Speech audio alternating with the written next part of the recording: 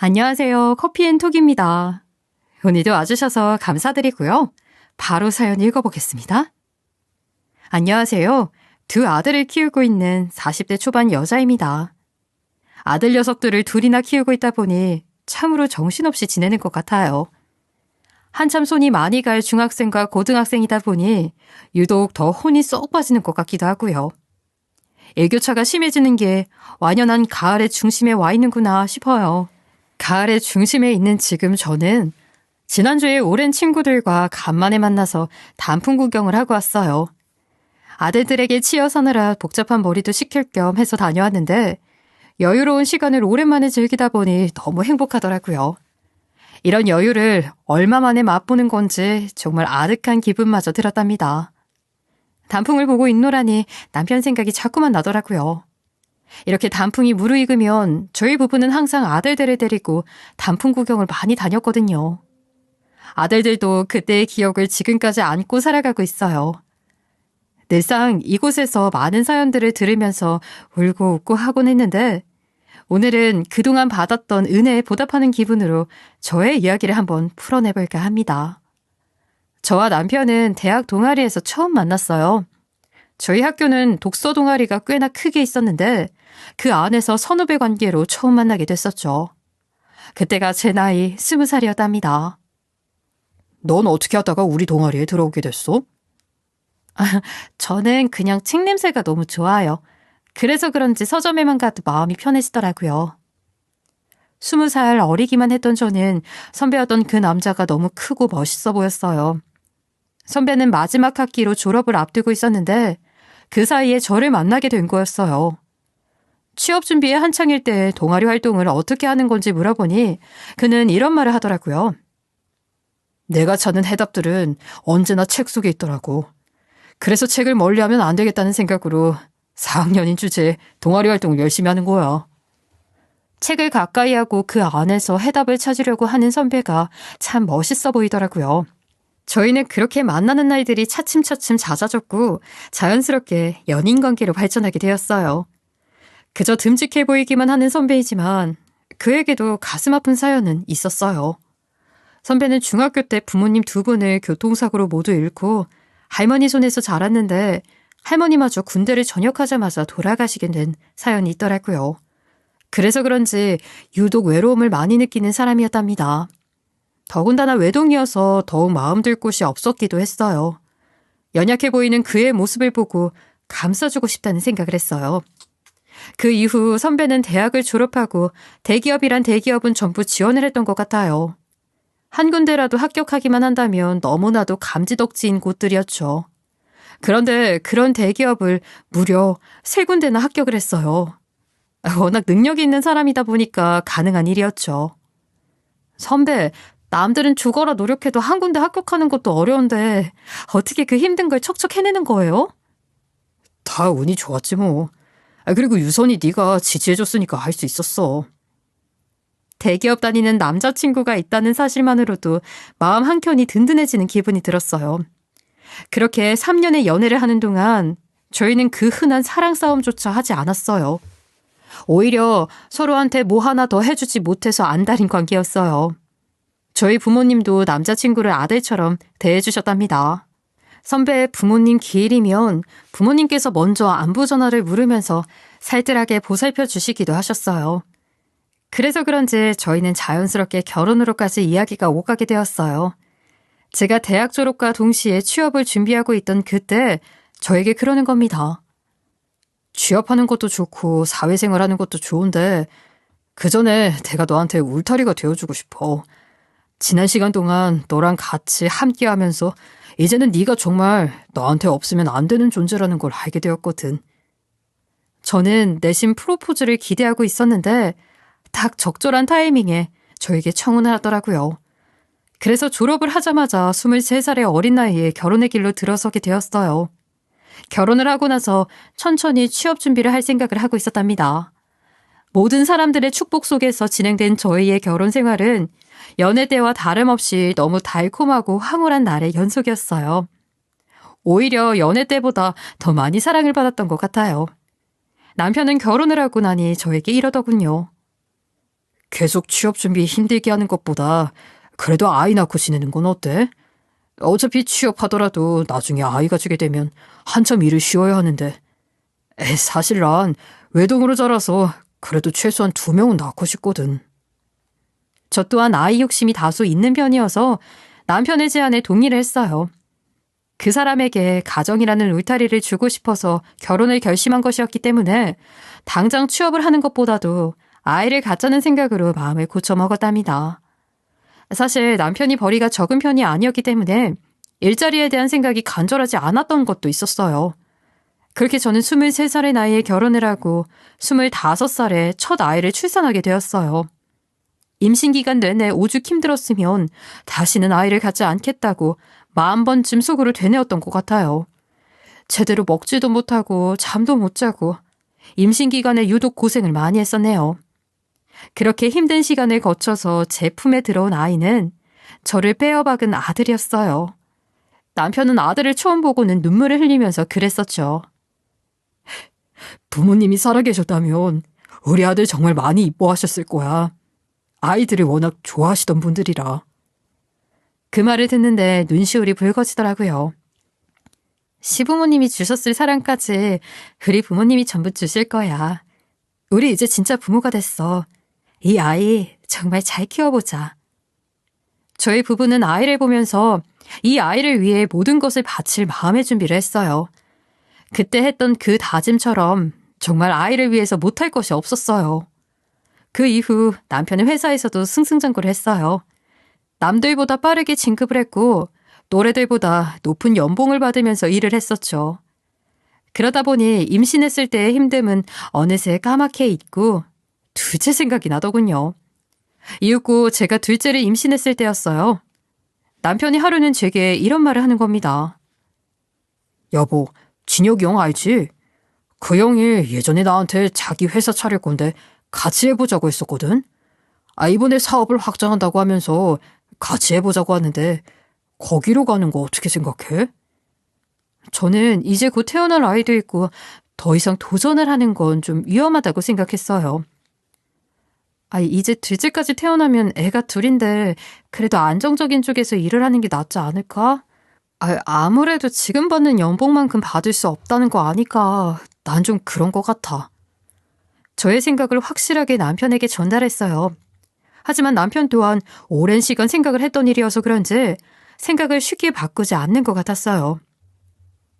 투자자로 내 돈이 들어가는 사업이라 연봉보다도 매출액이 내 돈이 될 수 있는 일이야. 한 살이라도 젊을 때 한번 해보고 싶어. 내가 가장 자신 있어 하는 분야이기도 하고 초반엔 불안할 수 있는데 스타트업이라는 게 다 그런 거잖아. 분명 나한테도 당신한테도 나쁘지 않은 선택지가 되어줄 거라고 생각해. 저렇게까지 깊게 생각을 하고 있을 거라고는 미처 알지 못했어요. 곧 태어날 둘째 때문에 정신이 혼란스러운데 남편까지 저러니 저도 머리가 너무 복잡하더라고요. 하지만 남편을 한번 믿어보기로 했어요. 항상 가장 최선의 선택을 해온 사람이었고 또 가족을 위한 책임감이 누구보다 강한 사람이었기 때문에 뭘 하더라도 충분히 해낼 거라는 일련의 믿음은 있었거든요. 만약 새로 시작하는 사업이 잘 되지 못한다고 해도 제가 알바라도 해서 먹여 살리면 그만이라고 생각했답니다. 당신이 나한테 하루 이틀 생각하고 한 이야기는 아닐 거라는 거 잘 알아. 우리 현우 생각하더라도 무모한 짓은 하지 않을 사람이라는 거 알기도 하고. 당신 원하는 대로 한번 해봐. 정말이야? 여보, 허락해줘서 고마워. 당신은 결국 내 편에 서서 이야기해줄 거라는 거 알고 있었어. 정말 고마워. 그 이후 남편은 다니던 회사를 그만두고 그 형과 함께 새로운 사업을 시작하게 되었어요. 남편도 투자를 한 부분이 있다 보니 지분이 있기에 더욱 열심히 일을 하더라고요. 남들이 봤을 때는 미친 짓이나 다름없어 보였을 거예요. 멀쩡하게 잘 다니던 대기업을 그만두고 언제 고꾸라질지 모르는 사업을 한다고 하니 제정신으로 보지 않았을 겁니다. 미혼의 몸도 아니고 아이가 둘이나 있으니 더욱 그래 보였을 거라 생각해요. 얼마 후 태어난 둘째를 보면서 행복한 마음과 동시에 앞으로 어쩌나 하는 갑갑함도 동시에 들었던 것도 사실이랍니다. 행여 남편의 사업이 잘못되기라도 하면 이 작은 아이들은 어떻게 해야 하나 싶은 불안감이 있었거든요. 하지만 저의 걱정은 정말 불필요한 걱정에 불과했어요. 남편은 제 생각 이상으로 능력치가 훌륭한 사람이었던 겁니다. 남편의 사업은 6개월이 지나고 1년이 지나자 완전히 안정권 안으로 들어서게 되었어요. 회사를 다닐 때는 만져볼 수 없는 금액의 돈이 저희 손에 들어오게 되었죠. 여보, 내가 솔직히 당신 때문에 걱정 많이 하긴 했었는데 당신이 이렇게나 능력치가 좋은 사람일 줄은 몰랐어. 당신이 나 믿고 이렇게까지 지지해줬는데 내가 보답을 해야지. 내가 잘못되면 우리 아들들은 어떡하겠어. 현우, 현민이 이 녀석들이랑 당신 때문에 사는 건데. 남편의 의지에 대해 다시 한번 믿게 되는 계기가 되었어요. 남편의 사업은 그 이후로도 승승장구를 하게 되었어요.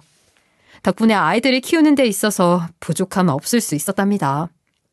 조금 이른 나이에 결혼을 하게 되어서 주변 사람들로부터 걱정 어린 눈을 받기도 했지만 어느 순간 정신을 차리고 보니 저는 친구들 사이에서 결혼을 가장 잘한 사람이 되어 있더라고요.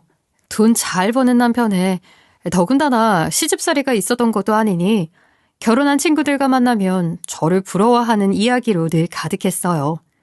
저 또한 그런 부러움을 받는 것을 은근 즐기기도 했었답니다.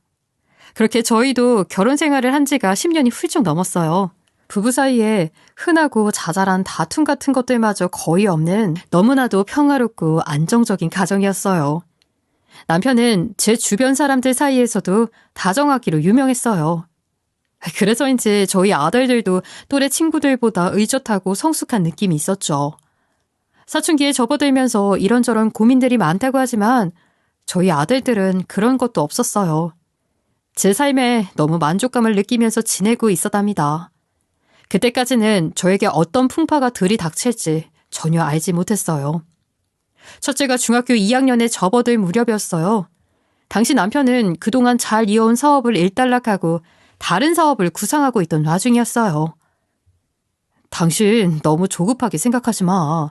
그동안 잘해왔고 앞으로도 더 잘할 수 있다는 거 알고 있어. 차라리 우리 가족끼리 머리 식히러 애들 방학 때 해외라도 다녀올까? 그것도 좋겠다. 잠깐 어학연수 겸 다녀오는 것도 좋지 않을까 싶기도 하고. 그래, 복잡하게 생각할 거 하나 없어. 그러니까 너무 염려하지 말고. 남편은 이런저런 생각에 마음이 복잡해하는 눈치였어요. 남편에 대한 믿음이 워낙 확고했던지라 저러다 금방 또 열심히 일을 할 거란 걸 알고 있었어요. 한 며칠 있다가 남편이 제게 이러는 겁니다. 요즘 싱가포르 쪽 시장의 움직임이 심상치 않은 것 같더라고. 초기 진입하는 게 가장 중요한데 말이야. 그래서 그런데 진혁이 형이랑 잠깐 싱가포르에 나가서 시장 조사 겸 머리 식히고 오고 싶은데 그래도 될까? 남편은 저에게 시장 조사와 사업 구상을 할 겸 싱가포르에 잠시 나갔다 오겠다고 하더라고요. 내내 표정이 어둡던 남편의 얼굴에 간만에 생기가 도는 것 같아서 저도 내심 좋다고 생각을 했어요. 그거 좋은 생각이다. 애들 학원 픽업이야 내가 하면 되니까 당신 그렇게 해. 그동안 너무 일만 하면서 지내긴 했잖아. 얼마나 다녀올 생각이야? 진혁이 형이 미리 잡아놓은 업체 미팅도 몇 개가 있는데 지금 일단 2달 바라보고 있고 길면 3달까지 체류할 것 같아. 너무 길면 그 전에 돌아올게. 당신 힘들게 하고 싶지는 않아서. 남편은 2달에서 3달까지 있을 수 있다고 하는 겁니다. 10년이 넘는 시간 동안 그 흔한 휴가 한 번 제대로 가지 못했던 사람이라는 걸 알고 있기 때문에 저는 남편의 제안을 흔쾌하게 수락했어요. 당신한테 내가 3달도 시간을 못 줄까 봐 그래? 가서 너무 일 생각만 하지 말고 맛있는 것도 좀 먹고 하면서 재밌게 시간 보내다 와. 남편에게 자유의 시간을 허락해 주었어요. 덩치에 어울리지 않게 어린아이처럼 좋아하더라고요. 캐리어를 끌고 집 밖을 나서던 그 모습이 지금도 눈에 선하네요. 싱가포르에 도착해서도 매일같이 아들들에게 전화를 하면서 살뜰하게 챙기던 사람이었죠. 아들들이 제발 아빠 전화 좀 그만하라고 할 정도였으니까요. 바깥에 나가더니 집 생각이 더 많이 나시나 봐. 뻔질나게 전화를 하시는 거 보니까. 당신이 해준 김치찌개 생각 엄청난다. 난 아무래도 해외 체질은 아닌가 봐. 이 정도 나와 있으니까 이제 집에 가고 싶다는 생각이 너무 간절해. 남편은 거의 3개월을 꽉 채워서 체류했어요. 그리고 집으로 돌아오는 비행기를 타기 3일 전이었죠. 평소 같으면 전화를 했을 시간인데 연락이 없는 거예요. 아침에 문자를 한 게 마지막이었죠. 집에 올 시간이 되어가니 아쉬운 마음에 이곳저곳을 둘러보고 있나 보다 하고 생각을 했어요. 그런데 뭔가 느낌이 이상한 거예요. 괜히 알 수 없는 불안한 기운이 저를 감싸더라고요. 그리고 얼마 지나지 않아서 걸려온 전화에 저는 다리가 풀려버리고 주저앉아서 세상이 무너지는 기분을 느꼈답니다. 남편의 동업자인 진혁 씨에게 전화가 왔어요. 그리고 수화기 너머에 진혁 씨가 제게 이러는 겁니다. 재수 씨, 이를 어쩌면 좋아요. 너무 놀라지 말고 들어주세요.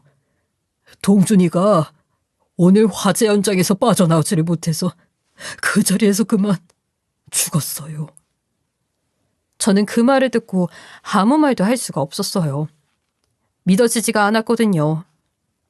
분명 오늘 아침까지 문자를 주고받으면서 평소와 다름이 없었는데 갑자기 사람이 죽다니요. 그게 무슨 말씀이세요? 그 사람 몇 시간 전까지 저랑 문자 주고받았어요. 오늘 싱가포르에서 화재가 일어났거든요. 화장실에 있던 저는 운이 좋게 빠져나왔는데 동준이는 현장에서 나오질 못했어요. 이런 소식을 전하게 되어서 정말 죄송해요. 저도 지금 이게 꿈인지 현실인지 모르겠어요. 진혁 씨는 제게 흐느껴 울면서 이야기를 하는데 말도 안 됐다는 생각뿐이었어요. 그냥 모든 상황이 꿈처럼 느껴지기만 했었죠. 진혁 씨는 저에게 화재 현장 사진을 보내줬는데 정말 참담하기 그지없었답니다. 애들 아빠의 얼굴을 사진으로 확인했는데 손이 너무 떨리더라고요. 아직도 그때를 생각하면 온몸이 사시나무처럼 떨리네요. 아이들에게 이 이야기를 어떻게 전해야 할지 감도 오지 않았어요. 하지만 이내 며칠 지나지 않아서 남편의 유골이 저에게 전달이 되자 이 일이 정말 현실이구나 하는 생각이 들더군요. 해외에서 사망을 하게 되면 가족의 동의를 받은 이후 화장을 하고 그 유골이 가족의 품으로 오는 절차를 밟게 되더라고요. 그 일을 겪으면서 저도 처음 알게 된 사실이었답니다. 유골함을 끌어안고 얼마나 울었는지 몰라요. 그냥 조금만 있다가 오라고 할 걸. 뭐 한다고 그 긴 시간을 혼자 있게 뒀다가 이 사달이 난 건지 제 스스로가 원망스러웠어요. 유골을 인수받은 후에 상조회사의 도움으로 장례 절차를 밟았답니다. 장례가 전부 끝난 후에 남편의 유품과 그의 앞으로 있던 재산들을 정리하고 나니 비로소 그가 생을 마감했다는 실감이 나더라고요. 그런데 문제는 거기서부터였어요. 남편의 재산을 정리하는데 그의 앞으로 몇 억이나 되는 빚이 있는 거예요. 저도 알지 못하는 내용이었어요. 남편한테 그런 빚이 있을 줄은 상상도 못했었죠. 자연스럽게 배우자인 제가 짊어지게 되었고 남편이 죽은 이후의 삶은 정말 힘들고 처참하기 그지없었답니다. 가장 먼저 집을 옮겨야 했어요. 집을 팔아서 빚의 일부를 갚게 되고 나니 더 이상 수도권에서 살 형편이 되지 않았거든요. 그래서 아이들을 데리고 지방으로 내려가 단칸방에서 지낼 수밖에 없었답니다. 아직 공부를 해야 하는 아이들이 있다 보니 저는 닥치는 대로 일을 하기 시작했어요. 대학을 졸업하자마자 결혼을 하고 출산을 하게 되면서 단 한 번도 사회생활을 해본 적이 없었던지라 너무 막막하고 두려운 마음이 컸지만 저에게는 이것저것 따질 여력이 없었어요. 당장 아이들이 굶기지 않으려면 제가 강인해져야 했기 때문이에요. 큰일을 겪었음에도 큰아이는 의젓하고 의연하게 이 상황을 받아들이더라고요. 엄마, 저랑 현민이 걱정은 하지 마세요. 제가 힘든 만큼 엄마도 힘들 거라는 거 잘 알고 있어요. 마냥 어린애인 줄만 알았던 제 큰아들이 저를 이렇게나 위로해 주더라고요. 그 말에 얼마나 울었는지 몰라요.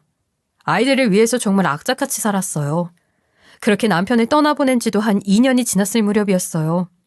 언제까지 이렇게 살아야 하나 막막한 생각에 너무 힘들더군요. 그러다 전에 살던 동네에 우연치 않게 갈 일이 생겼어요. 너무 오래전에 잡아둔 약속이 있었거든요.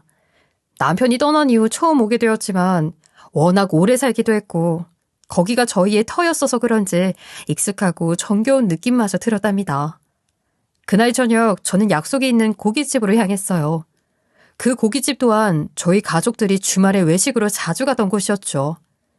사장님이 친절하지는 않으셨지만 저희 가족들이 오면 항상 서비스로 이것저것 내어주시는 정이 있는 공간이었어요.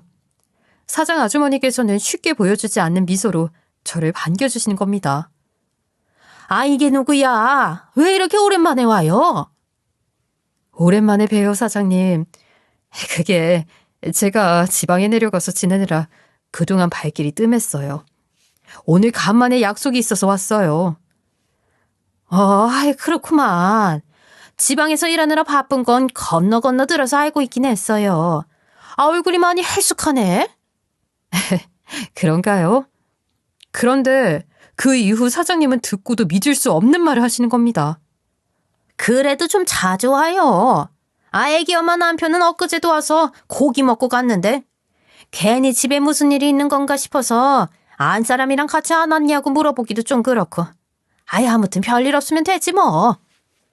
저는 너무 놀라서 사장님께 다시 물었어요. 네? 사장님, 그게 무슨 말씀이세요? 저희 남편이 엊그제도 와서 고기를 먹었다고요? 에? 아, 뭘 그렇게 놀라요? 아, 남편은 원래 자주 왔었어. 엊그제도 고기 잔뜩 뜯고 갔고. 저는 너무 황당하고 기가 막혀서 사장님께 말을 했어요. 사장님, 아마 잘못 보신 걸 거예요. 저 사실 그이가 재작년에 해외에서 사고를 당해서 먼저 떠났거든요. 그러자 제 말에 사장님도 놀란 토끼 눈을 하면서 놀라시는 겁니다. 아니, 그럼 내가 귀신이라도 본 거야? 이게 무슨 일이람? 아이, 어제만 온 게 아니고 한 달 전에도 왔었는데. 애기 엄마, 이게 정말 무슨 일이지? 저희는 서로를 바라보면서 깜짝 놀랐어요. 그리고 확인이라도 해보자 하는 생각으로 CCTV까지 돌려보게 되었어요. 그리고 화면 안에서 저는 다시 한번 놀랄 수밖에 없었답니다. 어딜 봐도 너무 확실하게 저희 남편의 모습이 담겨 있는 거예요. 아, 이거 봐요, 애기 엄마, 내 말이 맞잖아. 아이, 근데 이게 어떻게 된 일이야? 이런 걸 도플갱어라고 하는 건가? CCTV를 보고도 저는 믿겨지지가 않는 거예요. 아니, 제가 아닌 누가 이 화면을 봤어도 믿을 수 없었을 겁니다. 어떤 여자와 함께 둘이서 갈빗대를 뜯으면서 신이 나 보이는데 그걸 보고는 정말 기겁하는 줄 알았거든요. 순간적으로 5만 가지 생각이 다 들었어요. 저한텐 죽었다고 사기를 친 것인가? 그럼 지금 죽은 사람으로 살고 있는 건가? 그게 정말 가능한 일인가? 그러기엔 내가 남편의 사고 현장 사진을 이미 봐버렸는데 내가 본 건 뭘까 하는 생각까지 들었죠. 머릿속엔 물음표가 수도 없이 떠올랐어요.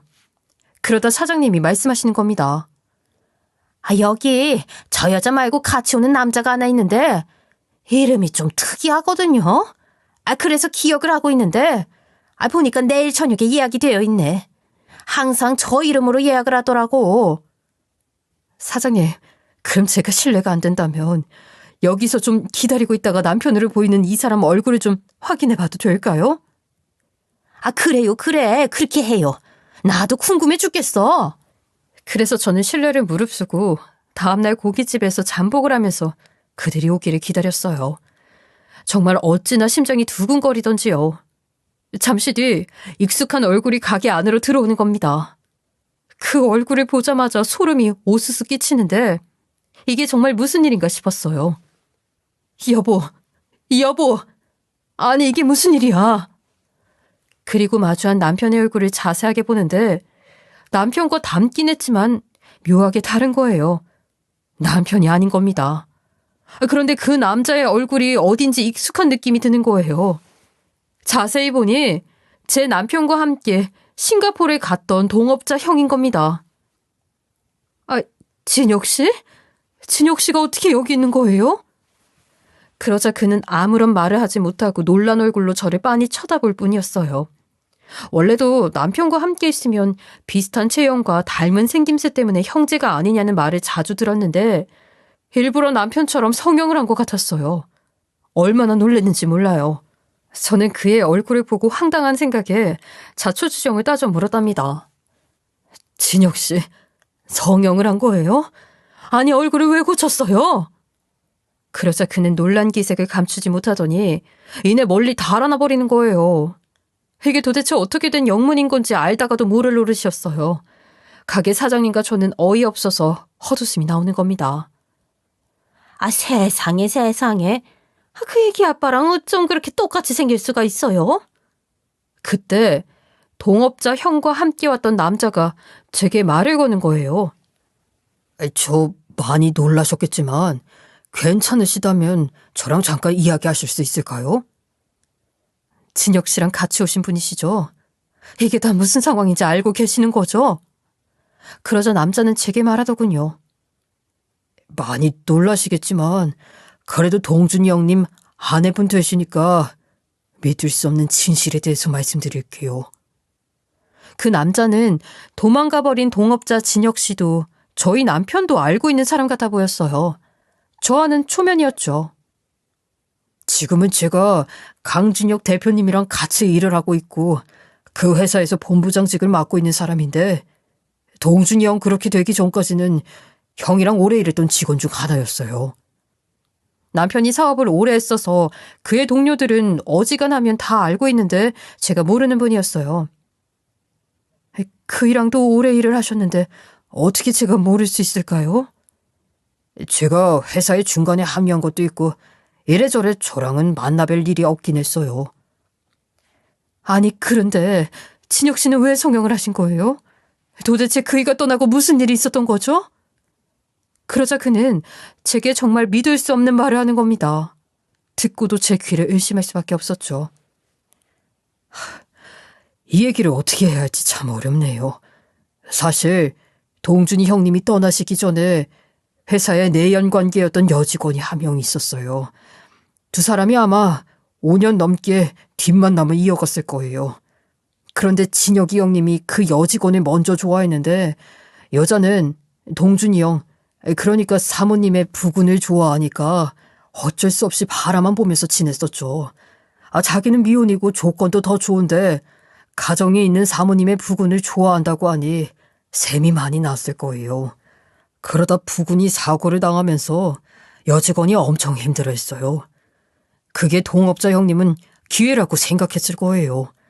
그래서 그 틈에 그 여직원한테 적극적으로 접근했는데 여직원이 부군이 너무 보고 싶다면서 그 얼굴 그대로 성형을 하면 만나주겠다고 했다는 거예요.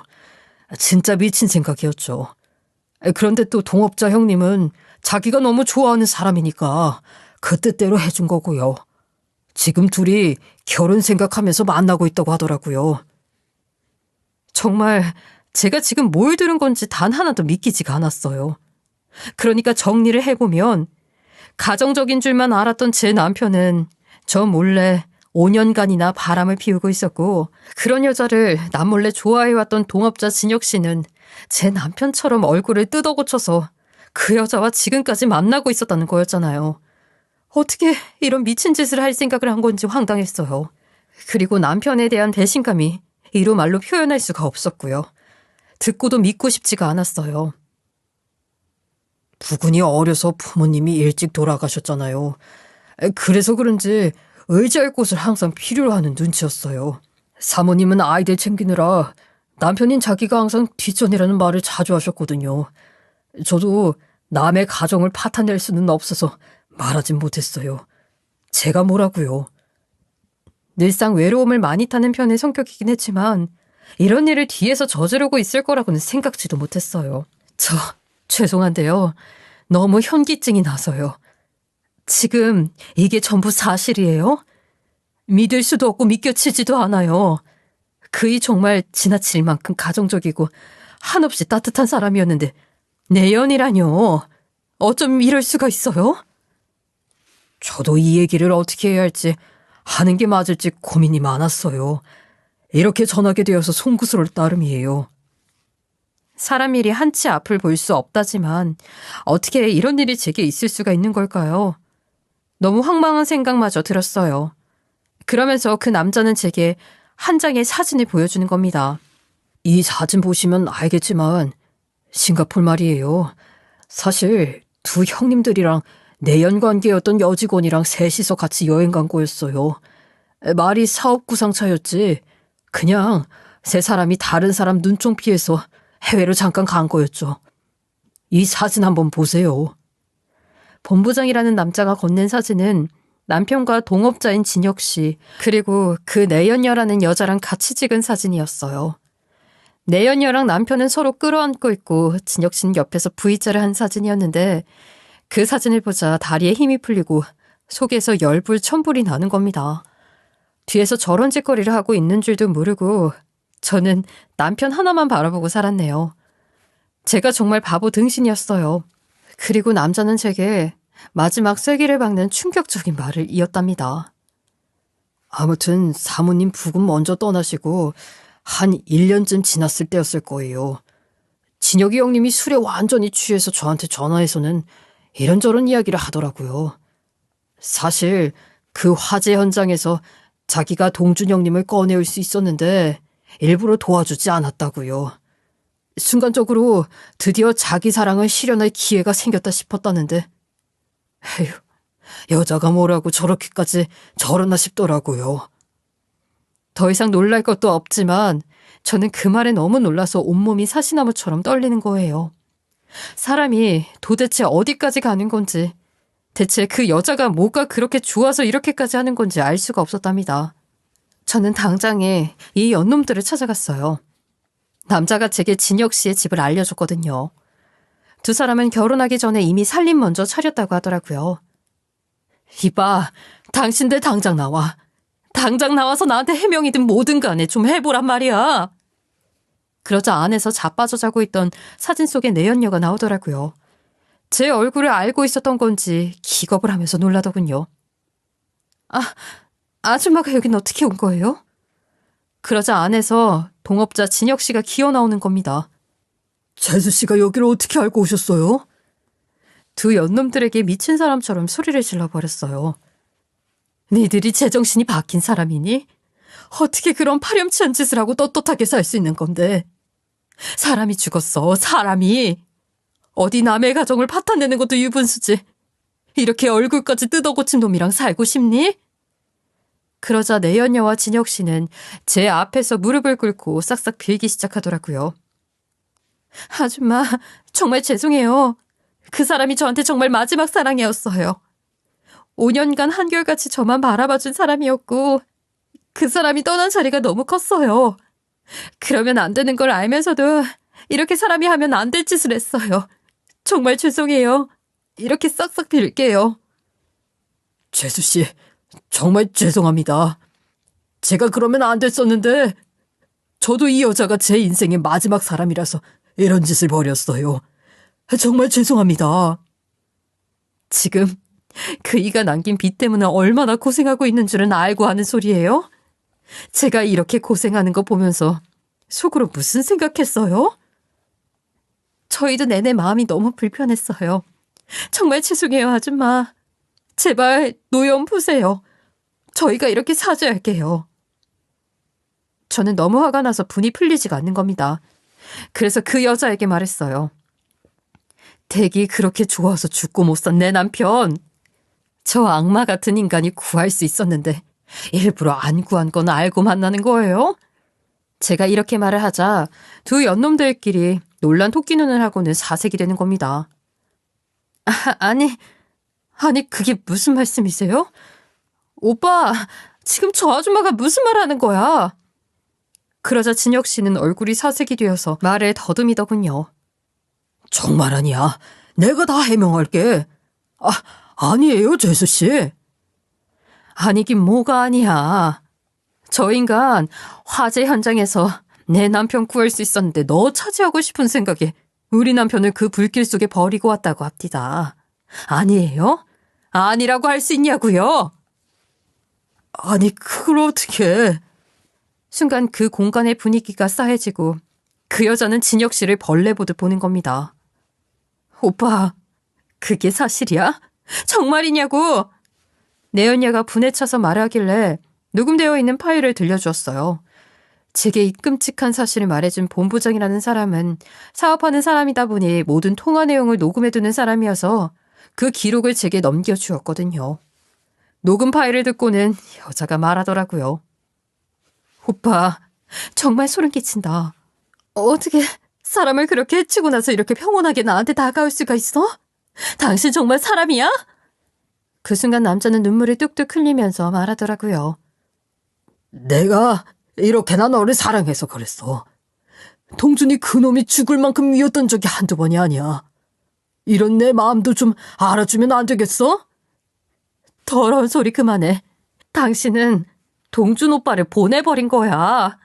우리 오빠 네가 없앤 거나 다름없다고. 이런 큰일을 겪은 제 앞에서 생쇼들을 하고 자빠졌더라고요. 그리고 저는 집으로 돌아가서 차근차근 법적인 절차를 밟기 시작했어요. 이 연놈들과의 대화를 전부 녹음해 두었거든요. 남편이 이미 죽긴 했지만 내연 관계였던 걸 인정하는 부분과 그리고 남편의 죽음을 방관했던 부분을 소송으로 제기했답니다.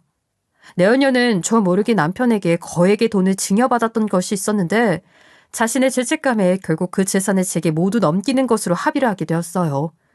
증여 사실을 알게 되자 남편에 대한 배신감은 극에 달했어요.